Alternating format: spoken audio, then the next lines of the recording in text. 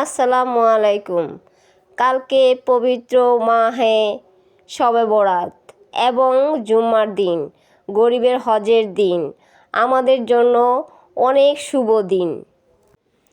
সূরা ফাতিহা একবার এবং সূরা ইখলাস 10 বার করে পড়ে 1 রাকাত নামাজ পড়ব, এভাবে 2 রাকাত নামাজ পড়ব, এভাবে শবে বরাতের নামাজ 12 রাকাত পড়ব।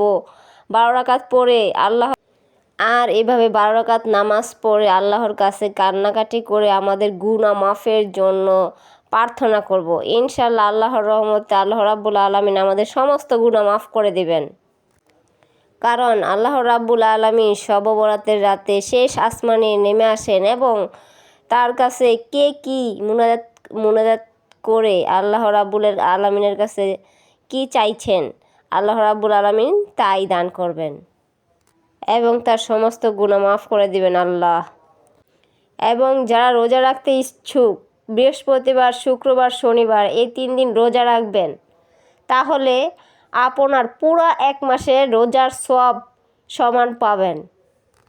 ভিডিওটি শেয়ার করে দিবেন, সবাইকে জানিয়ে দিবেন, এতে আপনার অনেক সওয়াব হবে। সুবহানাল্লাহ। সবাই ভালো থাকুন, সুস্থ থাকুন। আল্লাহ হাফেজ।